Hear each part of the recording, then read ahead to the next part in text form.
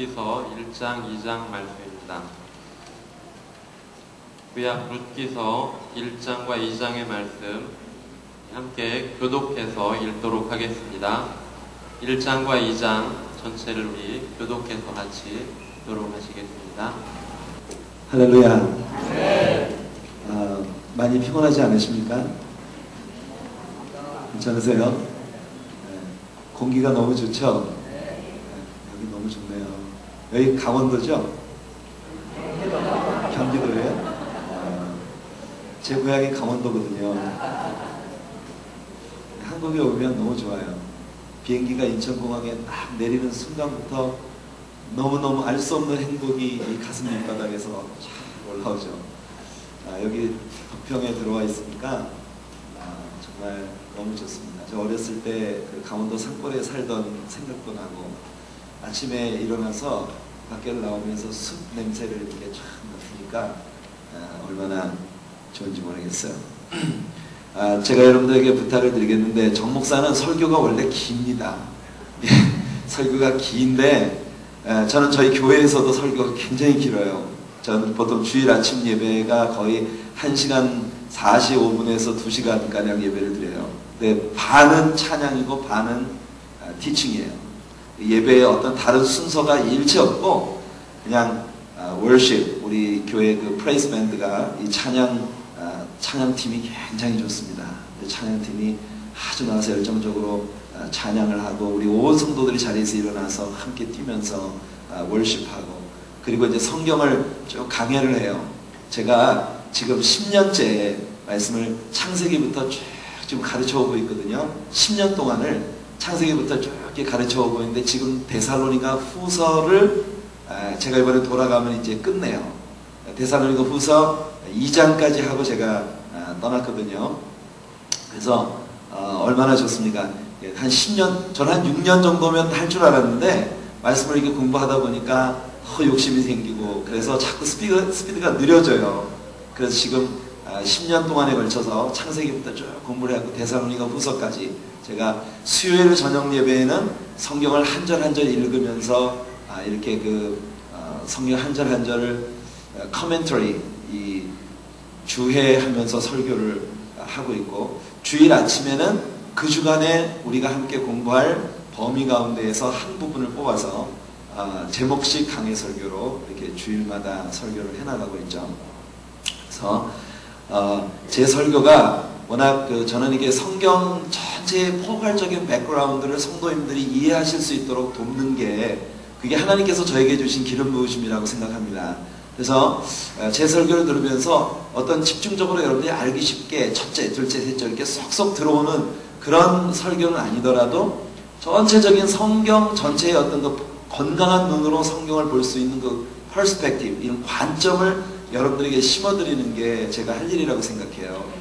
그리고 여러분들, 우리 담임 목사님을 통해서 제가 또 특별히 이번에 와가지고 신용산교회 여러분들과 함께 이 캠프에 올라와서 시간을 보내면서 보니까요, 정말 여러분들의 교회가 너무 부럽습니다.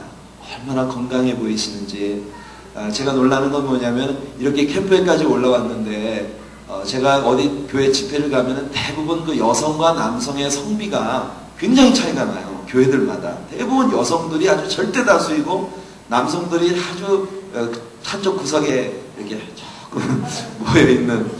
근데 이 한국 교회에서 제가 처음 보는 일인 것 같아요. 이렇게 남성분들이나 여성분들이랑 거의 그 성비가 아주 균형을 이룰 정도로 참 그리고 성도님들 한 분 한 분을 보니까 표현은 잘 안 하시지만 네, 제가 설교를 할 때 표현은 웃기는 말을 해도 별로 웃지도 않으시고, 네, 분명히 아멘이 나올 것 같은데 입 꽉 다물고 계시고, 네, 그래서 제가 여러분들에게 자꾸 아멘을 하라고 얘기하는 건 제가 그냥 좀 분위기를 환기시키고, 또 여러분들에게 어떤 부분들에 대한 저의 강조점을 조금 이렇게 얘기하고 싶어서 하는 거지, 여러분들이 아멘을 안 하신다고 제가 불편하게 생각하는 것은 아니에요. 왜냐하면 입으로 아멘하는 것보다 여러분들의 마음으로 아멘하고, 그죠?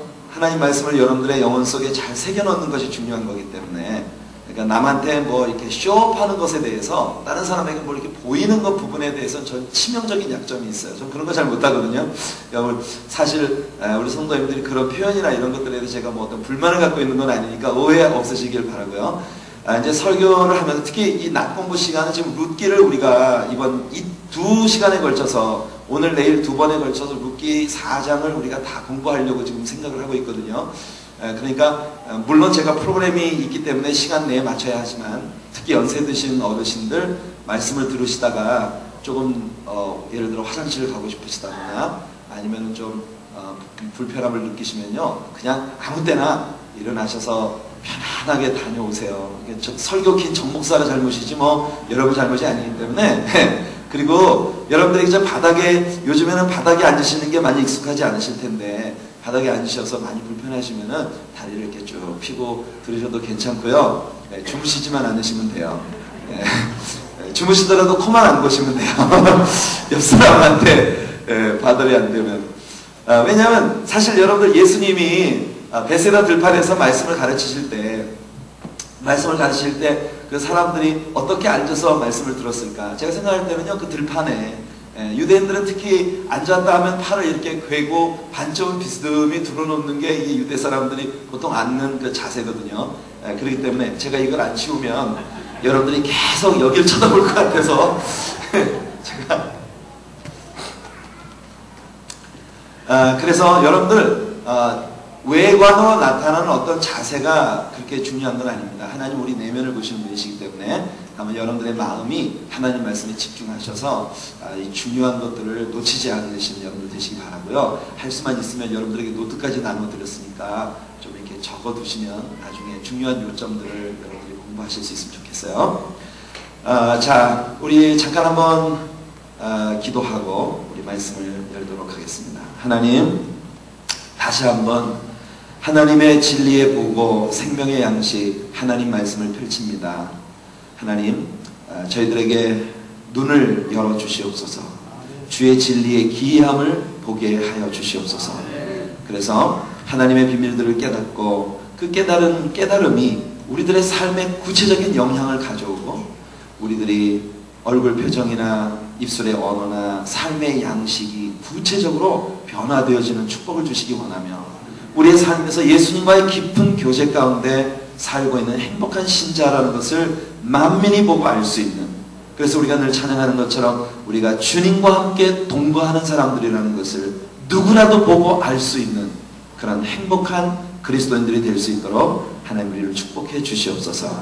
우리의 변화뿐만 아니라 지금 어둠 속에 살고 있는 많은 이웃들에게 또한 이 복음을 말이 아닌 우리의 삶을 통해서 나눌 수 있는 그런 증거자들이 될 수 있도록 주님 우리들에게 성령을 부어 주시옵소서. 부족한 종에게 은혜를 더하시고 하나님 말씀을 가르칠 때 조심해서 말씀할 수 있게 도와주시고 이 말씀들이 우리 사랑하는 모든 형제 자매들의 마음속에 정말 잘 박힌 목과 같이 잘 새겨져서 우리 성도님들의 삶에 하나님의 큰 축복을 가져오는 은혜와 격려와 축복의 시간이 되도록 함께해 주시옵소서. 예수님 이름으로 간절히 기도하옵나이다. 아멘. 자, 여러분 룻기 1장을 보시면 사사들이 치리하던 때에 이렇게 룻기가 시작이 되고 있습니다. 어제 저녁에 제가 사사시대라고 하는 시대가 어떤 시대인가 하는 것에 대해서 여러분들에게 잠깐 설명을 해드렸어요. 그러니까 이 룻기라고 하는 책은 일종의 사사기의 부록과도 같은 책입니다. 사사기의 부록과도 같은 책이에요. 사사시대에 벌어진 한 사건을 우리들에게 보여주고 있고, 그래서 이 룻기라는 책은 사사시대 사람들이 어떤 식으로 어떤 형태로 살고 있었는가 하는 그들의 삶의 양태를 우리들에게 보여주는 아주 중요한 정보를 제공합니다. 성경학자들 가운데 어떤 사람들은 룻기가 실질적으로 있었던 이야기를 쓴 것이 아니고 사람들이 꾸며낸 일종의 동화 같은 책이다라고 그렇게 얘기하는 사람들이 있어요. 하지만 우리는 절대로 그렇게 보지 않습니다. 왜냐하면 이 성경에 기록된 모든 말씀들이 이 역사 속에서 하나님께서 이 역사하신 그 모든 일들을 우리들에게 보여주고 있는 책이기 때문에 모든 책들이 다 역사성을 가지고 있다고 보고요. 무엇보다도 룻기의 주인공인 룻이라고 하는 여자가 마태복음에 나오는 예수님의 계복 가운데 기록이 되어져 있고, 그리고 그 사건이 벌어지고 있는 베들레헴이나 또 또는 이 룻기라는 책 가운데 나온 모든 문화적 백그라운드가 이 책이 이야기하는 대로 사사시대의 여러 그 백그라운드를 우리에게 보여주는 역사성을 지니고 있기 때문에 룻기는 절대로 꾸며진 동화책 같은 책이 아니고 실제로 있었던 일을 우리들에게 들려주고 있는 그런 책이라고 보는 것입니다. 룻기를 여러분들이 잘못 읽으시면 룻기 속에 담겨진 정말 귀중한 진리를 놓치고, 룻기라는 책이 여러분들에게 지금까지 가져다 준 감동이 어떤 것입니까? 되게 룻기를 어버이날 이런 때 많이 읽어요. 그죠? 어버이날 때 룻기를 많이 읽는 이유는 뭐냐면은 그 나오미가 자기의 며느리 룻을 향해서 또는 올바를 향해서 자기 며느리들을 향해서 했었던 그 이야기들, 이런 것들, 또 그리고 룻이 굉장히 효성스러운 그 효부였죠. 그죠? 룻이 굉장히 효부였기 때문에 이 룻처럼 그렇게 정말 시어머님 또는 부모님들, 이런 분들에게 우리가 정말 효성스러워야 한다라고 하는 이런 교훈을 룻기를 통해서 참 많이 우리가 이렇게 나누죠. 만일 우리가 룻기라고 하는 책이 우리에게 주는 교훈이 그런 것이 전부라고 생각한다면 이것은 워런 위얼스비가 말한 것처럼 일종의 이스라엘판 효녀 심청전에 불과하다. 이렇게. 여러분, 이 룻기는요 효녀 심청전이 아니에요. 이 효부 룻의 효심을 강조하기 위한 책이 아니에요. 여러분들이 요한복음 5장을 보게 되면요, 요한복음 5장 39절에서 예수님께서 바리새인들과의 논쟁 가운데에서 이런 말씀을 하셨습니다. 너희가 성경에서 영생을 얻는 줄로 알고 성경을 상고하거니와 이 모든 성경이 나에 대하여 기록했다고 예수님이 말씀하셨습니다. 여러분 믿으십니까? 우리가 가지고 있는 성경, 창세기부터 요한계시록까지 66권이 모두 다 예수님에 대해서 우리들에게 보여주고 있는 책이에요. 그것을 찾아내는 것이 굉장히 중요합니다. 그리고 그 예수님이라는 중간 매체를 통해서 우리는 성경 가운데 기록된 모든 말씀들이 내 삶에 적용될 수 있는 거예요. 예수님이 주인공이시기 때문에, 그 예수님을 우리가 믿기 때문에.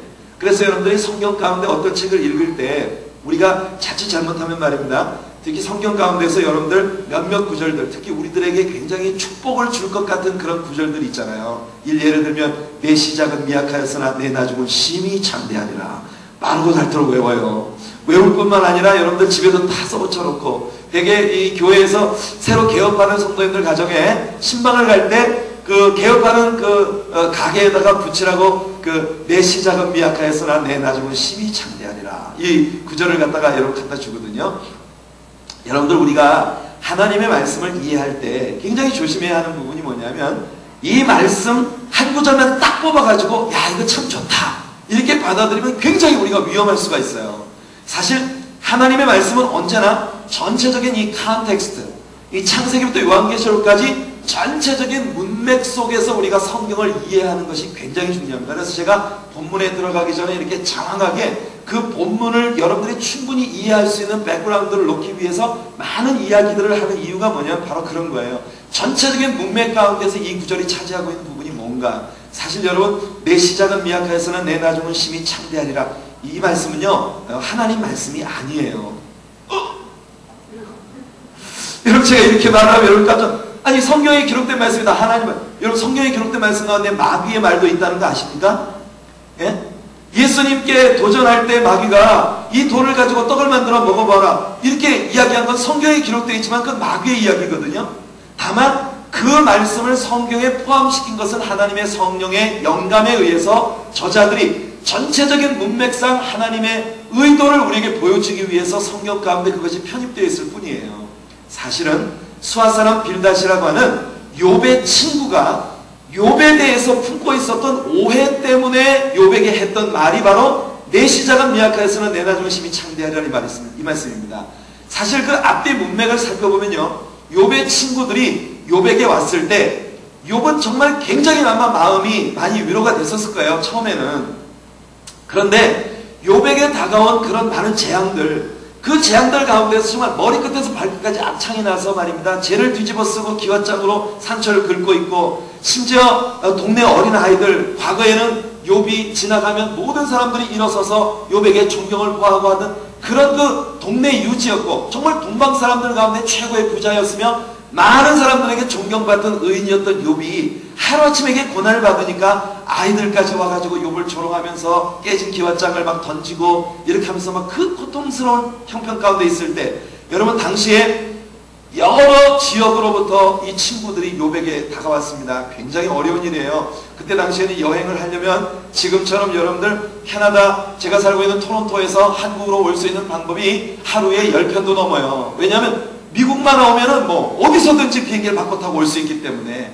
그러니까 20시간 이내에 토론토에서 여기까지 올 수 있어요. 언제든지 내가 갑작스러운 스케줄이 생겨도 내가 금방 여행 스케줄을 잡는 데 문제가 없습니다. 하지만 이 고대 사회에서는 한번 여행을 한다는 것은 굉장히 큰 일이에요.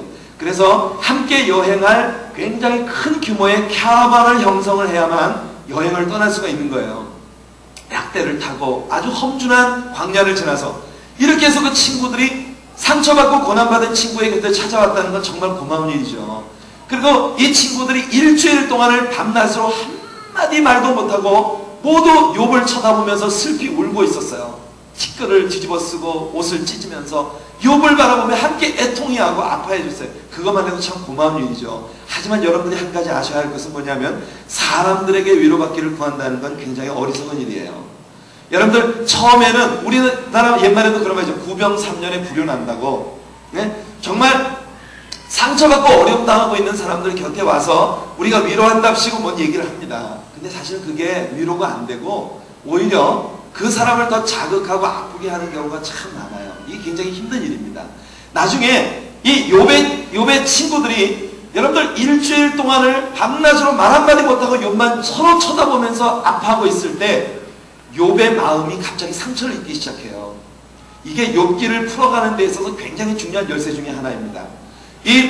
사실 여러분 욥이 얼마나 훌륭한 믿음의 사람입니까? 재산을 하루아침에 다 잃어버렸고 아들, 딸, 열남매 하루아침에 다 죽었어요. 그리고 심지어 자기의 아내마저도 당신이 이래도 하나님 앞에 순전함을 지키겠느냐, 차라리 하나님을 저주하고 죽으라! 이렇게 하고 떠나갔어요. 세계 3대학 저 중에 하나래요. 이렇게 그 와이프도 그렇게 저주를 하고 떠나가 버렸는데 진짜 하늘과 땅 사이에 혼자 남은 그 말할 수 없는 고독 가운데 빠져 있었던 그 욥에게 친구들이 다가왔다는 건 굉장히 내게 어떤 위로에 대한 기대를 갖게 하는 일이었을 거예요. 그런데 일주일 동안 말 한마디 못하고 서로 얼굴만 쳐다보고 슬피 울고 있는 그 시간 동안에 이 친구들의 그 눈빛의 변화, 이 친구들의 마음 안에 일고 있는 욥에 대한 의심, 이 세 친구들은 모두 다 의심을 품기 시작한 거예요. 그 7일 동안에. 무슨 의심을 품기 시작하느냐 하면 이건 말도 안 돼. 욥이 그렇게 의인이고 하나님을 잘 섬기는 사람인데 어떻게 하면 욥에게 이런 일이 다가올 수 있겠어? 분명히 욥은 엘리사밧은 말하기를 욥은 엘리바스 이 엘리바스는 말하기를 욥은 위선자다. 히포크레트. You are hypocrite. 너는 겉으로는 의로운 척하고 거룩한 척 했지만 실제 알고 보니까 너 속에 말할 수 없는 죄가 숨어 있었구나. 예? 또 빌닷은 욥을 보고 뭐라고 이야기하냐면 너는 secret sin, 은밀한 죄. 너는 최소한도 옛날 어른, 그러니까 빌닷이라는 사람은요 옛날 속담을 많이 인용합니다. 옛사람이 이렇게 말하지 않느냐? 이런 말도 못 들어봤느냐? 네가 이런 어려운 일을 당하는 건 있을 수가 없는 일이야. 분명히 너 속에 뭔가 secret sin, 남이 알지 못하는 숨겨진 죄가 있어. 여러분, 이 세 친구들이 돌아가면서 저마다 욥에게 혐의를 두고 처음에는 욥을 불쌍히 여기는 마음이 있었는데 시간이 지나가면서 점점 더 욥을 향해서 비난이 담긴 그런 말들을 퍼붓는 것입니다. 그러면서 하는 말이 네가 그 숨겨진 죄를 회개해라. 그리하면 내 시작은 미약하였으나 내 나중은 심히 창대하리라. 이렇게 말을 했던 거예요. 여러분, 이 전체적인 문맥을 알고 보면 여러분들 새로 가게를 오픈하시는 분한테 내 시작은 미약하였으나 내 나중은 심히 창대하리라. 이런 구절을 갖다 주는 것은 조금 생각을 해봐야 될 필요가 있지 않겠어요? 네. 그러니까 이게 전체적인 문맥을 우리가 이해하고 그 문맥 가운데서 이 말씀이 어떻게 쓰여져 나중에 하나님께서 분명히 이 친구들이 욥에게 죄를 졌기 때문에 욥이 그 친구들이란 화목제의 제사를 드려줄 때에만 이 친구들이 하나님께 용서받을 수 있다고 하나님이 선포하세요. 그러니까 이것은 성경의 한 부분입니다만은 하나님 말씀을 전체적인 이 컨텍스트를 이해하는 것이 굉장히 중요해요. 그래서 이 룻기는 사사들이 치리하던 때에 있었던 한 사건을 우리들에게 보여주고 있습니다. 어제도 이야기했습니다만 사사시대라고 하는 것은요, 이스라엘의 역사 가운데 일종의 영적인 암흑기예요. 지속적으로 이스라엘 사람들이 하나님께 도전하고 거역하고 우상 숭배하고 반역하고 죄를 짓고, 그래서 계속해서 하나님께 징계를 받고 두드려 맞고, 그런 가운데서 또 하나님께 울부짖고 사사들이 나타나서 이스라엘 사람들을 또 구원하고, 이런 이 역사 가운데 정말 불행한 그 악순환이 계속 반복되고 있는 것이 이게 사사시대의 모습이었어요. 그러니까 사사시대 사람들, 여러분 사사기를 대표하는 구절이 뭐냐면 사사기 마지막 장 마지막 절입니다. 그 구절을 보게 되면은 뭐라고 말하면, 그때 이스라엘에 왕이 없으므로 모든 백성들이 자기 소견에 옳은 대로 행하였더라. 이게 사사시대를 한마디로 우리에게 보여주는 거예요. 그러니까 왕도 없고 법도 없고 규칙도 없고 뭐든지 자기 소견에 옳은 대로, 이 말을 조금 요즘 뉘앙스로 바꿔서 말한다면 누구나 자기 배짱 맞는 대로 하면 그게 곧 법이었어요. 누구나 제멋대로 살았어요. 어떤 규모도 없이 그냥 제멋대로 살면 그게 곧 법이었어요. 이게 사사시대를 대변해주는 그 시대가 얼마나 영적인 암흑기였는가 하는 걸 우리에게 보여주는 데입니다. 이때 베들레헴이라는 땅에, 여러분 베들레헴이라는 땅은 히브리 말로 명칭 앞에 베스라는 단어가 그게 집이에요. 하우스. 그래서 베트엘 그러면 베스라는 하우스, 집이라는 말과 엘로힘, 하나님의 이름이 합해져서 하나님의 집이라는 뜻입니다. 야곱이 들판에서 돌을 베게 하고 잠들었을 때 거기 하나님께서 임재하셔서 야곱에게 약속을 주셨어요. 그래서 여기 하나님이 계셨구나, 여기 하나님의 집이다. 그래서 그 땅의 이름을, 원래 루스였는데 그 땅의 이름을 베트엘, 하나님의 집이라고 지었죠.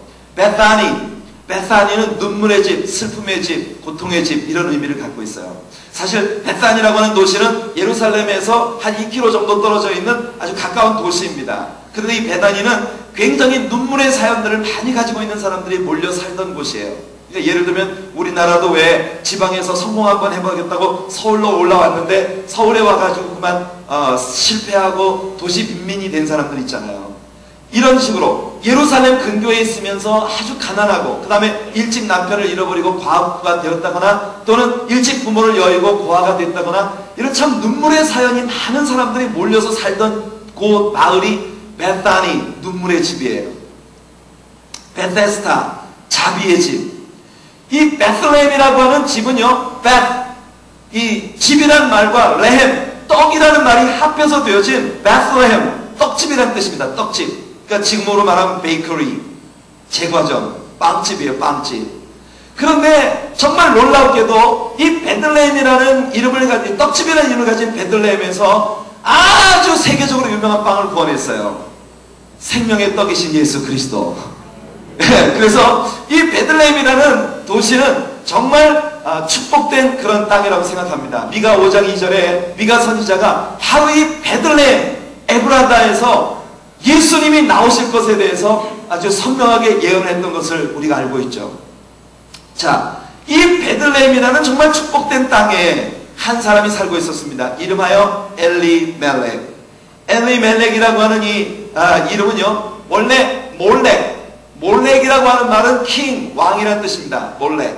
그리고 엘리라고 하는 말은 하나님의 이름이죠. 그래서 엘리멜렉이라는 이 이름은 하나님이 나의 왕이시다, 이런 의미를 가지고 있어요. 그러니까 이 엘리멜렉이라고 하는 사람은 오늘날 하나님을 나의 왕이라고 주장하고 있는 성도들의 모습을 대변해주고 있는 인물이라고 생각합니다. 엘리멜렉, 이름은 근사해요. 하나님은 나의 왕이시다. 그의 아내가 나오미였습니다. 이 나오미라고 하는 여자의 이름의 뜻은요, sweetness, 아주 달콤한. 여러분 영어에서 sweetness 이렇게 이야기하면 sweet, 이 말은 달다는 뜻만이 아니에요. 아주 사랑스럽다, 고귀하다.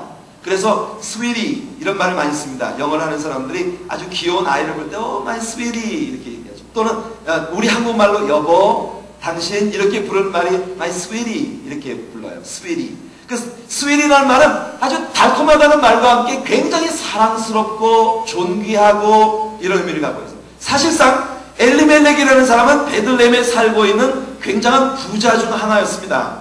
그리고 그 부잣집 마나님이었던 나오미는 자연히 사람들에게 굉장히 고귀하게 여김받고 존중받던 이름 그대로 나오미였어요. sweetness, 아주 달콤하고 그리고 사랑스럽고 존귀한 그런 여자였어요. 그러니까 이렇게 아름다운 이름을 가진 엘리멜렉과 나오미 부부가 베들레헴이라는 땅에 살고 있었던 거예요. 그런데 어떤 때 베들레헴 땅에 흉년이 왔습니다. 여러분, 우리가 사사시대에 대해서 배웠습니다만은 사사시대, 즉 사사들이 치리하던 때라면 하나님께서 이스라엘의 왕으로 역사하시던 때입니다. 왕은 하나님이세요. 이스라엘 역사 가운데 실제 이스라엘 백성들이 사무엘 선지자에게 와서 왕을 달라고, 우리도 이방인처럼 왕을 달라고 구하기 전까지 이스라엘 나라는요, theocracy, 신정 통치 국가였어요. 하나님이 왕이시고 하나님께서 세우신 대리자로서 모세 혹은 여호수아 혹은 사무엘 같은 그런 대리자에 의해서 하나님께서 이스라엘 민족을 직접 통치하시던 그런 시대입니다. 하나님이 왕이시면 하나님이 통치하셔야죠. 그 하나님이 통치하시던 시대에 하나님의 백성 베들레헴 땅에 흉년이 왔다. 이것이 무엇을 의미하는 것이겠습니까? 분명 그 속에는 하나님께서 attention please, 이스라엘 백성들에게 나한테 좀 집중해라, 내가 너희들에게 할 말이 있다. 하나님께서 이스라엘 백성들에게 모종의 메시지를 가지고 계시다는 뜻이에요. 사사시대 안에서 늘 그래왔거든요. 이스라엘 백성들이 죄악에 빠지면 언제나 주변에 있는 이방 사람들, 남아있는 이방 사람들에 의해서 고통을 받게 되고, 그리고 그 고통 속에 있을 때 이스라엘 사람들이 부르짖으면 하나님의 뜻이 무엇인지가 그들에게 선포되었어요. 그러니까 하나님께서, 여러분들 공항에 가시면은 계속 그 어나운스먼트가 나오죠. 공항에 가면 May I have your attention please. 하나님께서는요 쉬지 않고 우리 성도들에게 그렇게 말씀하십니다. May I have your attention please. 제발 너 나에게 좀 집중해 줄래? 제발 내 말을 좀 들어줄래? 여러분, 정말 시편 14편을 보니까 하나님은 지금도 저 온 세상을 두루 다니시면서 하나님을 전심으로 찾는 자가 있는지 살피고 계시다고 말씀했어요.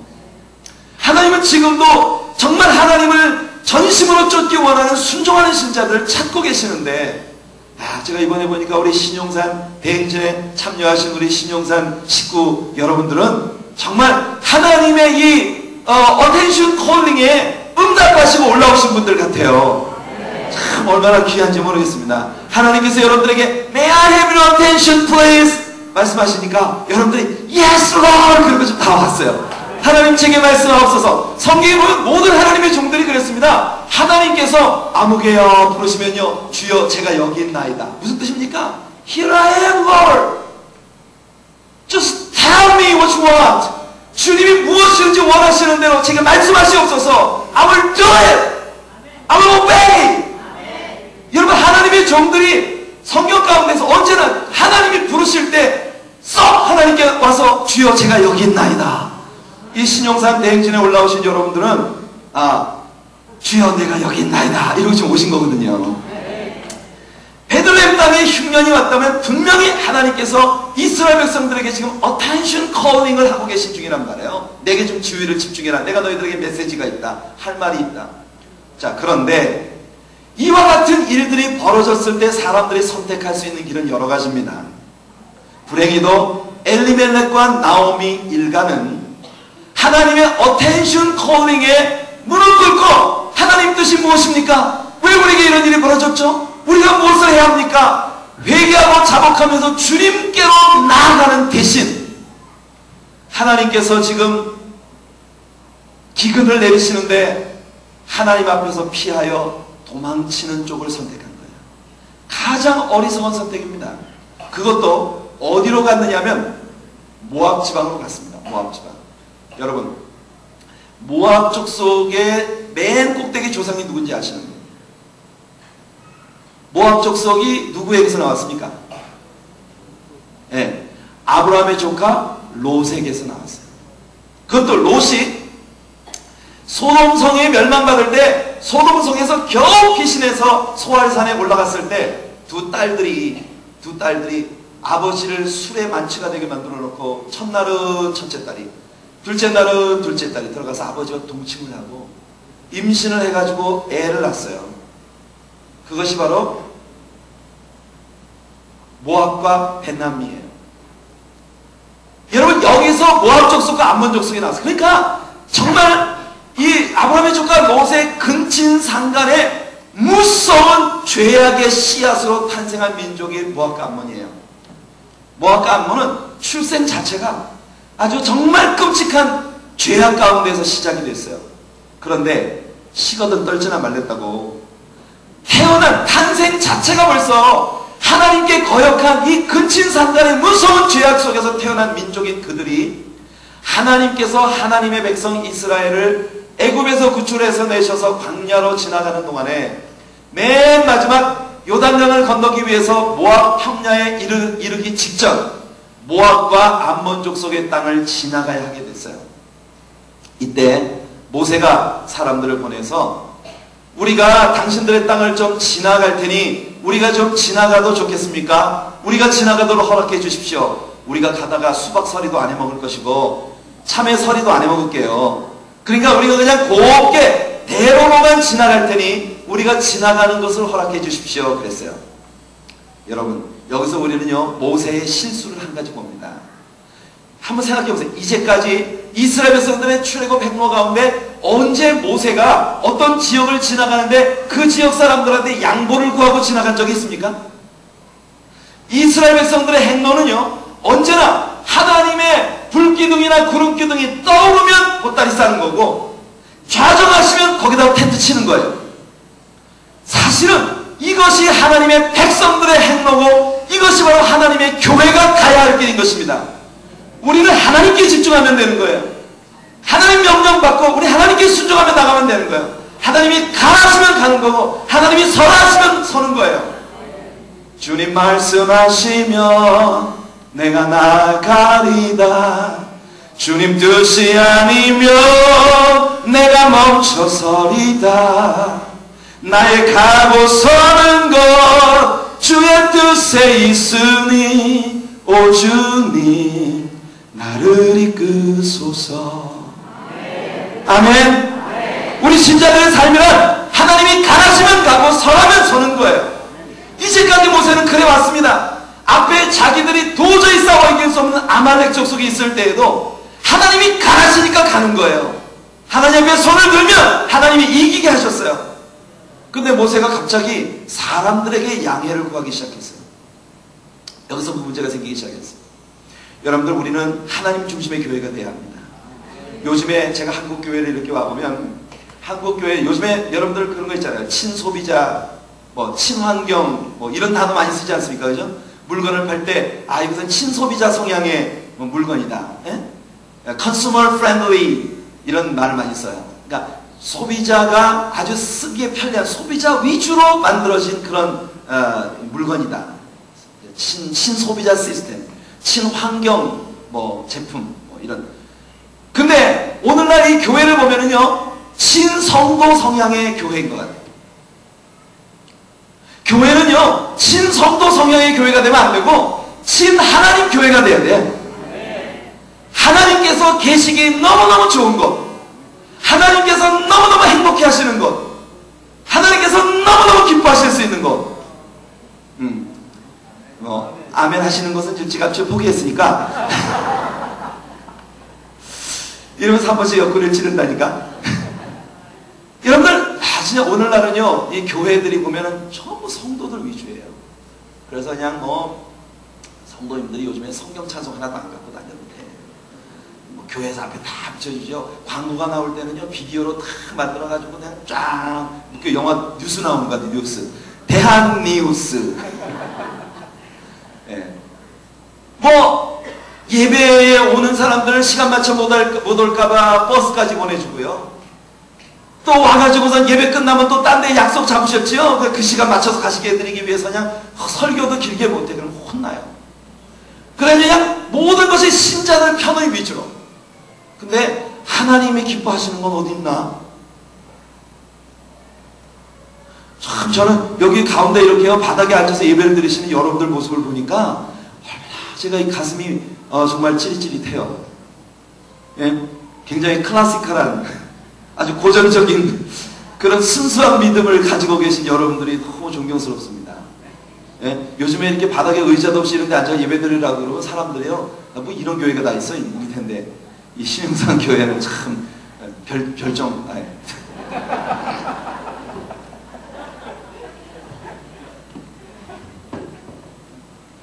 예. 하여튼 인간 편의 위주로 모든 것이 바뀌어가고 있어요. 그래서 이 모세가 모압과 암몬 족속들에게 양해를 구했으나 그들에게 거절당합니다. 이때 하나님께서 선포하신 말씀이 있어요. 그게 뭐냐면은 모압과 암몬은 앞으로 영원히 이스라엘 총회에 들어올 수 없다. 10대뿐만 아니라 아주 영원히 모압과 암몬 족속은 이스라엘의 총회에 들어올 수 없다. 여러분, 구약 성경에 있어서 구원의 조건은 아브라함의 후손이 되는 것으로 여겨지고 있었습니다. 신약에 와서 구원의 조건은 예수 그리스도를 믿는 것이에요. 근데 구약에 있어서 구원받은 하나님의 백성이라는 개념은 아브라함의 후손이 되는 것에 있었어요. 그런데 모압 족속과 암몬 족속으로 태어났다는 것은 태어난 그 자체가 이미 구원 밖에서 구원에 들어갈 가능성이 전혀 없는 상황 가운데 태어났다는 것을 의미해요. 그게 모압 땅입니다. 그러니까 이미 구원의 가능성이 전혀 없는 이교적인 집단이에요. 그런데 하나님의 백성으로 일컬어지는 자, 특히 자기의 이름이 엘리멜렉이에요. 여호와는 나의 왕이시다.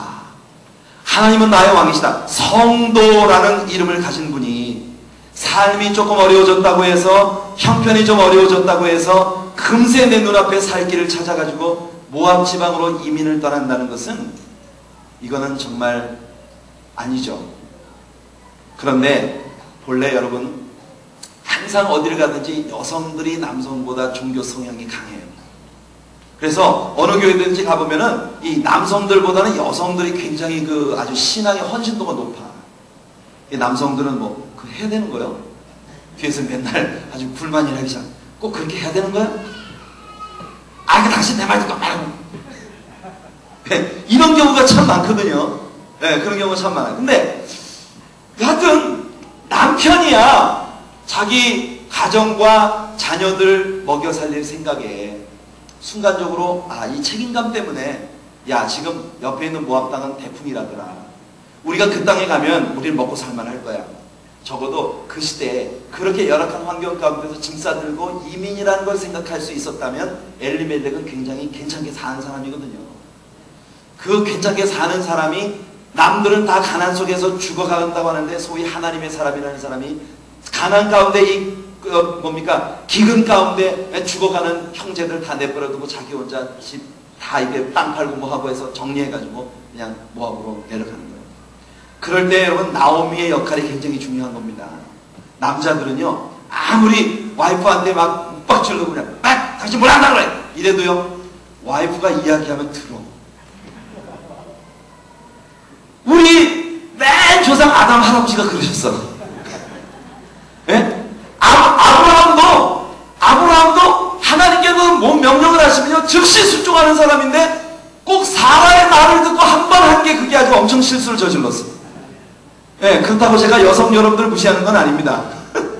그런데 하여튼 이 남성들은요, 여성들의 말을 잘 듣게 돼서, 그러니까 여성들의 역할이 굉장히 중요해요. 여러분들 집에서 아주 기도하는 여성들이 되시길 바라고요. 남편들이 어떤 결정을 할 때 그 결정에 여러분들의 기도와 그리고 여러분들의 영성이 정말 올바른 결정을 내릴 수 있도록 도움을 줄 수 있는 조력자들이 되시기 바랍니다. 이것이 크리스찬 여성으로서 가정에서 해야 할 굉장히 중요한 역할 중 하나예요. 근데 여하튼 엘리멜렉이야 가족들 먹여 살릴 생각에 눈이 멀어서 떠났다 하더라도 나오미가 덜렁덜렁 쫓아서 아이고 내 남편 가는데 나도 가서 먹고 살아야지 이러고 쫓아서 먹으러 내려갔단 말이에요. 자, 여기서 우리가 배워야 될 것은 뭐냐면 이 나오미 일가의 행함은 믿음으로 사는 것이 아니라 눈으로 보는 것으로 행하는 사람들이었다는 것입니다. Not by faith, but by sight. 우린 거꾸로요. 눈으로 보는 대로 살지 말고 믿음으로 살아야 돼요. Not by sight, but by faith. 우리들의 삶이 우리 눈으로 보는 대로 살지 않고 우리 믿음으로 살아야 돼요. 또는 이 사람들은요, 영적인 것이 아닌 육신적인 것에 우선순위를 두고 사는 사람들이에요. 육신적인 것을 체험받기 위해서 영적인 것을 초기와 같이 보낼 수 있는 그런 사람입니다. 하나님이 기뻐하지 아니하시는 그 모압 땅으로 당장 먹고 살겠다고 내려가는 것입니다. 결국 그들의 결정에 어떤 결과가 다가옵니까? 자, 모압 땅에 내려가서 엘리멜렉이 죽었어요. 잘 살 줄만 알았어요. 그렇게 기근들은 베들레헴을 떠나서 모압에 내려가면 잘 살 줄만 알았는데 모압 땅에 딱 내려가서 엘리멜렉이 죽었어요. 그럼 이것이 하나님의 사인입니다. 하나님의 자녀들에게 무슨 일이 다가오는 것은요, 절대로 우연히 벌어지는 게 없어요. 우리 신자들에겐 모든 건 필연입니다.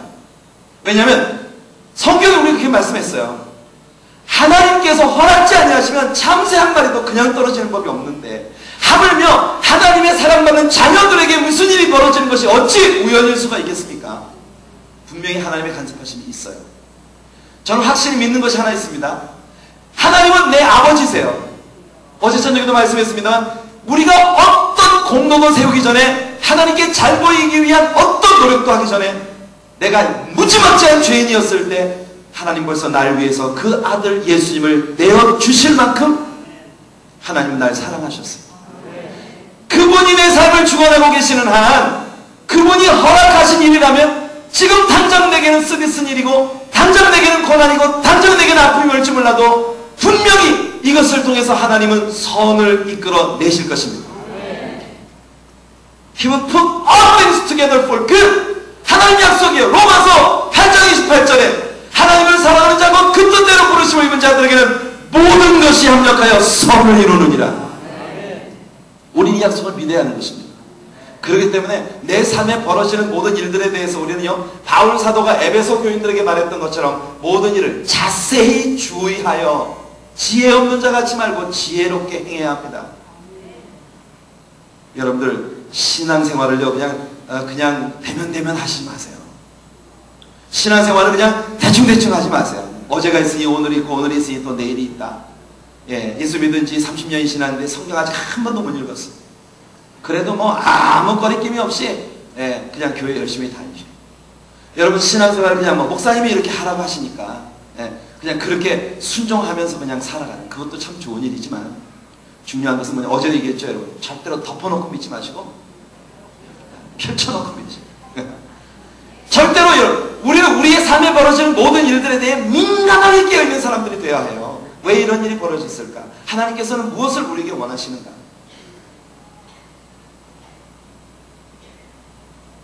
여러분들의 그런 지혜가 있으시지만 모든 것을요 자세히 주의해서 신앙에 대하여 여러분들이 어디에 뭘 투자한다고 한번 생각해 보세요.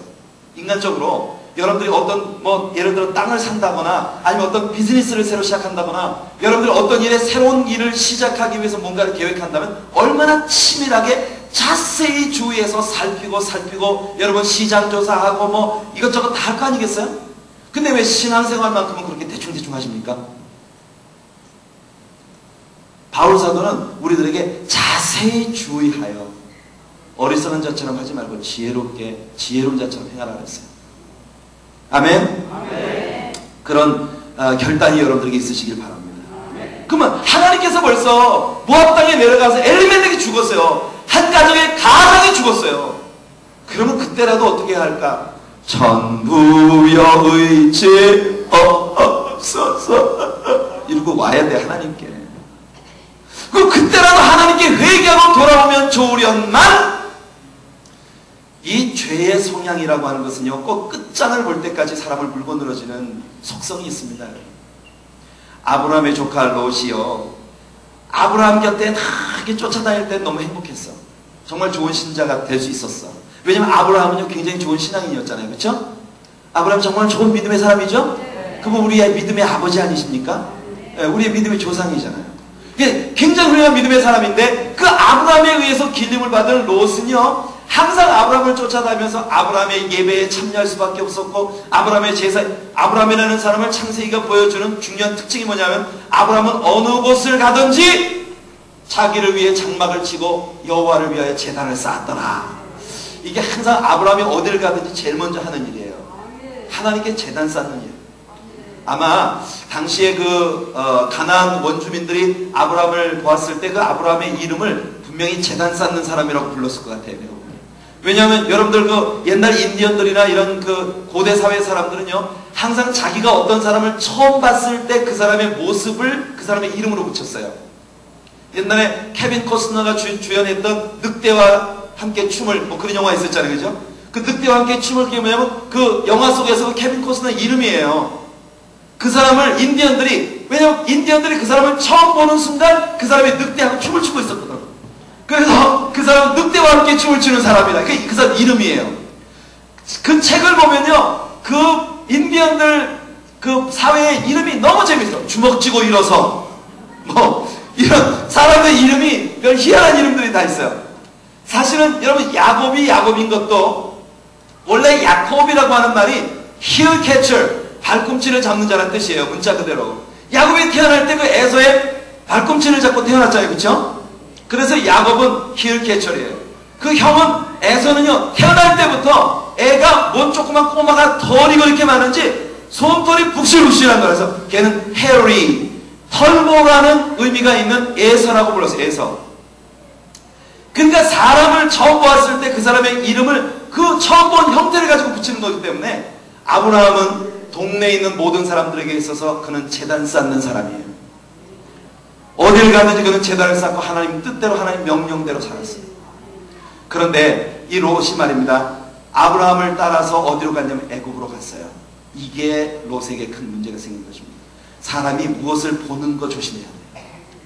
여러분 뭘 보는 거 조심해요. 우리들의 문화 속에 진짜 비기독교적이고 사탄적인 문화적 영향들이 얼마나 많이 숨어 있는지 몰라요. 제가 미국에 갔을 때 테드 번디라고 하는 살인자가 이 가스 체인버에서 처형되는 그런 광경을 봤어요. 여러분이 테드 번디라고 하는 사람은 아주 유명한 사람이었습니다. 여성들을요 120명인가가 넘게 살해를 했어요. 심지어는 경찰들이 그 테드 번디의 집을 급습했을 때 그 사람 냉장고 속에서요 그 여성들의 신체의 이게 부위들이 냉동 보관되고 있는 것 같이 찾아냈어요. 그렇게 엽기적인 살인마. 원래 테드 번디가 중학교를 다닐 때까지만 해도 아주 최고 모범생이었어요. 우수한 학생이었습니다. 공부도 열심히 해서 너무너무 잘했어요.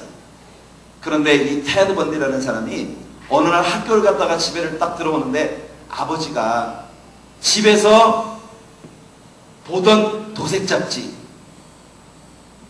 아주 더러운 그런 그 그림이 담겨있는 그런 잡지를 갖다가 펼쳐놓고 어디 아빠가 잠깐 나간 사이에 얘가 학교 갔다 들어온 거예요.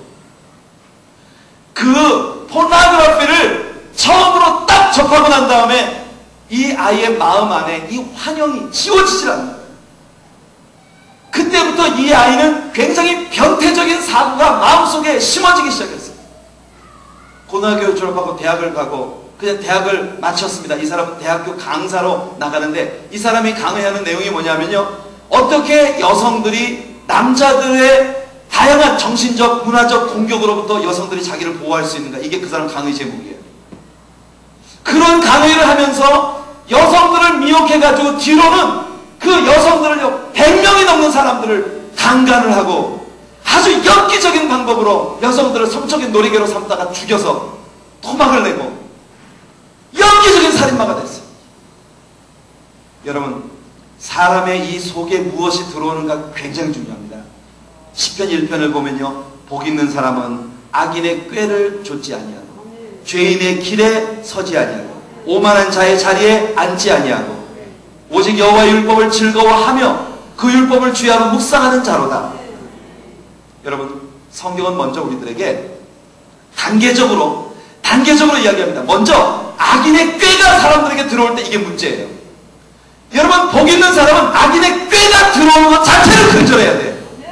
악인의 꾀가 머릿속에 들어오면 그 꾀가 점점 자라서 나중에 뭘 하냐면 안 되는 줄 알면서 하나님이 하지 말라는 짓을 하나씩 반복해요. 여기 죄인의 길에 이렇게 한 발짝씩 서성거리기 시작하는 것입니다. 그러다가 맨 나중에 보면요, 오만의 자리에 떡 앉아있는 모습을 봐요.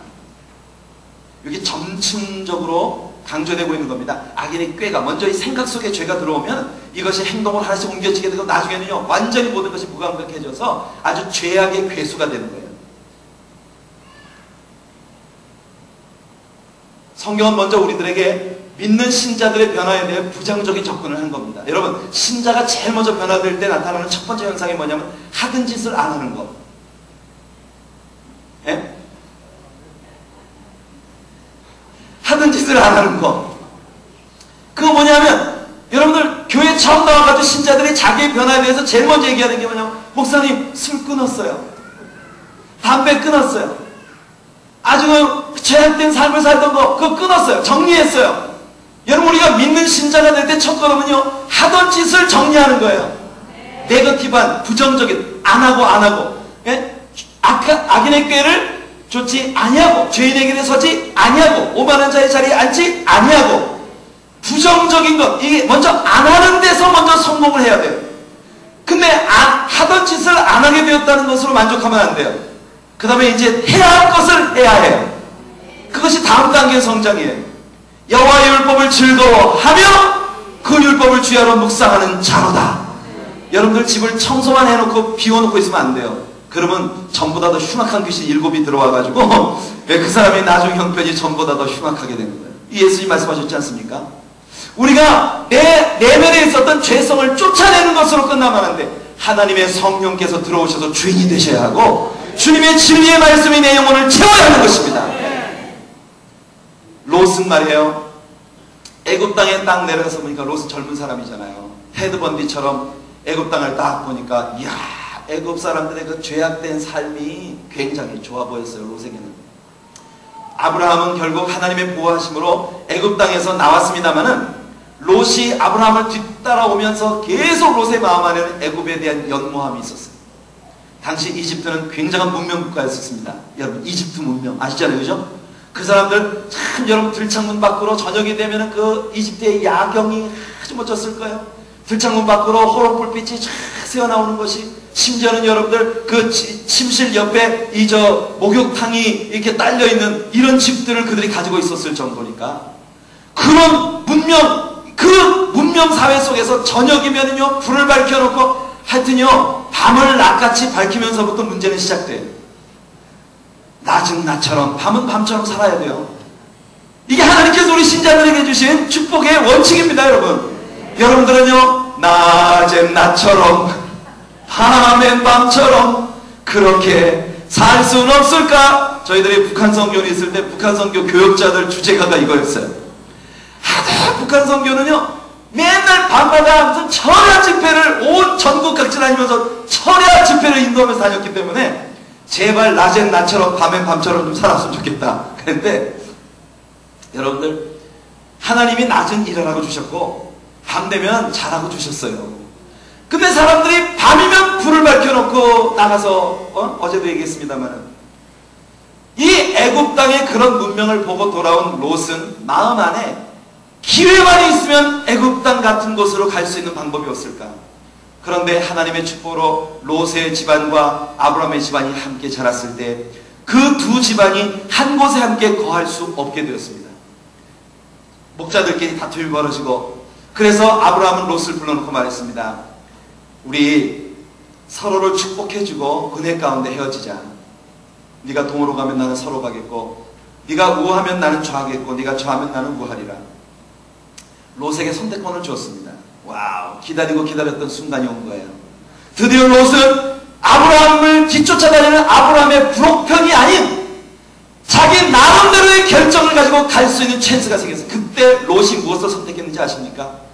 그가 저쪽 소알 들판을 바라본 즉 성경을 자세히 읽어보시면 그 땅이 하나님의 동산과도 같고 애굽 땅과도 같았더라 이렇게 나옵니다. 참 이게 묘한 겁니다. 그냥 애굽 땅 같은 곳으로 가는 건 하나님의 자녀로서 체면이 있지. 그냥 애굽 땅 같은 곳으로 그냥 가는 건 체면 꾸기는 일이에요. 그래서 그게 애굽 땅과 같지만 사실은 하나님의 동산 같더라 이런 핑계가 그렇게 덧붙여지는 거예요. 그래서 여러분 타협을 하게 되는 것입니다. 신자가 신앙생활을 갖다가 이렇게 타협적으로 하면 안 돼요. 여러분들 생각해 보세요. 여러분들 한쪽 다리를 다크 위에 올려놓고 한쪽 다리를 흔들리는 배 위에 올려놓고 이러고 서 있다고 한번 생각해 보세요. 바람이 불고 물결이 쳐서 배가 흔들리면 여러분들 불안해. 언젠가는 가운데 빠집니다. 박영선 목사님의 표현을 빌리면 이런 사람들은 생명보험 신자예요. 생명보험 신자라는 건 뭐냐면 여러분들 죽어서 천국에 있으면 어떡할 거야. 그러니까 일단 보험은 들어두자 이거예요. 그래서 교회 가입하고 교회 사람 데로 세례도 받고 뭐 재직도 하고 뭐 다 해요. 일단 생명보험. 그래서 주일마다 교회 오는 건 생명보험 납부하러 오는 거야. 그러니까 내가 주일날 교회 가고 교회 등록하고 교회 다니니까 난 일단 생명보험 들어뒀다 이거죠. 그런데 실제 예배 밖에 나가서 교회 밖에 나가서 세상 속에서 삶을 어떻게 사는가, 이게 형편없는 거예요. 하나님과 아무 상관없이 살아가는 것입니다. 그래서 오늘날 여러분 국회의원들 가운데 선거 때만 되면 자기가 크리스천이라고 주장하는 사람 얼마나 많습니까? 예? 그런 한국 사회가 어떻게 이렇게 죄악 가운데 정말 하염없이 빠져들 수가 있는 거예요. 예? 우리나라 전체 국민 4사람이 보면 그 중에 1명이 교인인데 어떻게 4분의 1이 크리스천이라는 걸 주장하는 나라가 이렇게 이방 나라들보다 더 죄악된 사회로 갈 수가 있겠느냐 말입니다. 문제는요, 삶과 신앙이 완전히 괴리되어 있다는 게 문제예요. 이게 참 무서운 일입니다, 여러분. 이게 무서운 일이에요. 여러분들 제가 한 가지 참 좋은 거 가르쳐 드릴게요. 여러분들 하나님께 예배를 드릴 때 말입니다. 그 예배는 여러분들이 그 예배를 통해서 복을 받아가지고 여러분들이 세상에 나가가지고 아주 그 복을 예배에서 받은 복을 가지고 세상에서 이렇게 누리기 위해서 여러분들이 예배 오는 게 아니에요. 많은 사람들이 그렇게 생각합니다. 예배 왔고 우리 하나님 예배 왔으니까 오늘 복 주시옵소서, 예배 왔으니까 은혜 주시옵소서, 목사님 설교를 듣고 은혜를 받아야지. 여러분 완전 거꾸로입니다. 사실은요, 하나님의 축복은 교회에서 받는 게 아니라 여러분들의 생활 속에서 받는 거예요. 무슨 뜻이냐 하면 하나님의 말씀, 여러분들 교회 오시면 목사님 통해서 말씀 배우잖아요. 그죠? 또 교회의 다양한 프로그램들을 통해서 여러분들이 주님을 배우잖아요. 여러분들은 왕같은 제사장들이십니다. 아멘? 아멘? The Royal Priesthood. 여러분 왕같은 제사장들이에요. 그러면 삶을 제사장답게 살아야지. 근데 한국 교인들이 자기도 왕같은 제사장이라고 주장할 때는요, 딱 한 군데, 목사님한테 도전할 때. 나도 제사장이요? 왜 이래? 여러분, 삶을 왕같은 제사장으로 살아야 되는 거예요. 교회에서 배운 말씀을 여러분들의 삶 속에 가지고 나가서 실제로 하나님께서 여러분의 가정에 함께 사시고, 하나님께서 여러분 사업터에 함께 사시고, 여러분들의 인간관계, 친구들과의 만남, 모든 관계 속에 하나님께서 주인 되시고, 그 삶 가운데서 하나님께서 여러분들에게 말할 수 없는 은혜를 부어주셨을 때 그 축복의 소산들을 가지고 우리는 하나님께 드리기 위해서 예배에 오는 거예요. 근데 여러분 오해하지 마십시오. 지금 정 목사는 여러분들을 즐겁게 해드리기 위해서, 여러분들을 엔터테인하기 위해서, 연예인처럼 여러분들을 즐겁게 하기 위해서 지금 제가 여기 서서 떠들고 있는 게 아니에요. 저는요, 지금 하나님이 기뻐하시는 말씀을 여러분들에게 선포함으로써 하나님을 기쁘시게 해드리고 있는 중이에요. 여러분 그거 아십니까? 우리 하나님께서 정 목사가 설교할 때마다요, 하늘에서 얼커니 내 아들 잘한다. 맞아. 그럼 우리 하나님께서, 제가 지금 예배하고 있는 겁니다. 하나님을, 우리 하나님이 예배 가운데서 저의 예배를 기쁘게 받으시고 계세요. 저는 지금 여기서 하나님을 예배하고 있고 여러분들은 거기서 하나님을 예배하고 계신 거예요. 저는 하나님 기뻐하시는 말씀 여러분들에게 가르치면서 예배하고, 여러분들은 그 말씀을 배우면서 아멘 화답하면서 이 말씀대로 살아야지, 순종하는 나가야지, 열매 맺는 삶을 살아야지, 그런 소원들로 여러분들의 영혼을 채우면서 여러분 하나님께 예배하고 계신 것입니다. 여기 있는 월십팀도 하나님을 예배하는 사람들이에요. 이 사람들은 여기서 하나님을 예배하고 여러분은 거기서 하나님을 예배하는 거예요. 근데 사람들이 오해를 가지고 있거든. 뭐냐면 나는 교회 가서 뭘 받아야 된다. 그러니까 사람들이 전부 교회 일수돈 받으러 오는 사람들처럼 교회 뭘 받으러 오는 거야 자꾸. 그러니까요, 그런 사람들의 교회 생활은 절대로 행복할 수가 없어요. 뭘 받으려고 와 있는데 뭘 안 준단 말이야. 그러니까 항상 예배에 참여하는 모든 자세가 자기 위주인 거예요. 오늘은 성가대가 틀려먹었어. 목사님 넥타이가 저게 뭐야? 사람들이 다 나를 위해서 존재해. 나를 엔터테인하기 위해 나는 교회 은혜 받으러 왔다 이거예요. 이거 완전 거꾸로입니다. 하나님께서는요, 이스라엘 백성들에게 절기들을 명령하시면서 내가 너희들의 삶의 복을 주겠다고 했어요.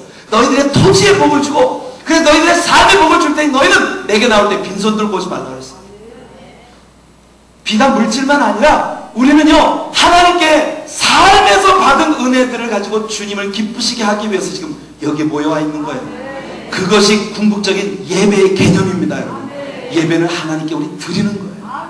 여러분, 거기서 하나님을 예배하고, 난 지금 여기서 하나님을 예배하고 있는 거예요. 우리들 가운데에서 우리 예배를 받으시는 유일한 청중은 우리 하나님이십니다. 아멘? 삶이 중요해요. 여러분들의 삶의 승부를 거십시오. 정말 호요하는 사자처럼 그렇게 여러분들 세상을 호령할 수 있는 믿음의 사람들 되시기 바랍니다. 근데 우리가 세상으로 타협을 한단 말이에요. 롯이 딱 보니까 하나님의 동산과 같고 애굽 땅과 같더라. 그래서 어떡합니까? 롯이 소돔을 향하여 천막을 쳤더라 그럽니다. 소돔을 향해서 천막을 쳤다는 건 천막 입구가 소돔 쪽을 향하고 있었다는 뜻이에요. 천막 입구가 소돔 쪽을 향하고 있다는 것은요, 아침에 일어나서 장막문을 열면서 제일 먼저 보는 게 소돔성이에요. 아이고, 밤에 잠자리에 들어가면서 마지막으로 보는 게 뭐냐면 문 천막문을 닫으면서 아이고, 언젠가 저기 가야 되는데. 나중에 보면 롯이 점점 소돔을 향하여 가까이 가더라. 그런데 어느 순간 여러분, 소돔성이 멸망받는 광경에서 보니까 롯이 소돔 성문에 앉았더라 그럽니다. 소돔 성문에 앉았다는 건, 고대 사회에서 어떤 사람이 성문에 앉아있다는 건 그 도시의 장로나 혹은 그 도시의 유사가 되었다는 거예요. 여러분, 성문에 아무나 앉아있는 게 아닙니다. 그 도시의 성문에 앉아있는 사람은 일종의 재판관이에요. 마을 안에서 사람들 사이에 송사가 생기면 항상 그들을 끌고 성문으로 갑니다. 그 성문에 그 마을의 유사들이 앉아있는 거예요. 무슨 뜻입니까? 처음에는 소돔을 향해서 천막을 쳤는데 소돔으로 점점 가까이 가더니 나중에는 소돔성의 안방에 더 찾아가 앉아있는 거예요. 신자들이 이렇게 되는 거, 여러분, 종이 한 장 뒤집는 것처럼 쉬운 일입니다. 여러분. 우리는 다른 사람의 잘못된 모습을 보면서 경계를 얻어야 돼요. 역사를 통해서 교훈을 받지 못하는 건 정말 어리석은 사람들이에요. 자, 이 롯이 그랬던 것처럼 여러분, 이 집요하게 마음속에 들어오는 정말 완전히 피폐해지기 전까지는 깨닫지 못하는 것이 이게 죄악의 속성입니다. 그래서 엘리멜렉이 죽자 나오미는 한 걸음 더 나가서 모압 여자들 둘을 아내로 취하여 두 아들 말론과 기론을 장가를 보냅니다. 이제 한 걸음 더 나간 거예요. 성경은 분명히 말씀했습니다. 여러분들 가나안 원주민들이나 모압과 암몬이나 이런 사람들과 통혼하지 말라고 했어요. 그런데 나오미는 모압 여자를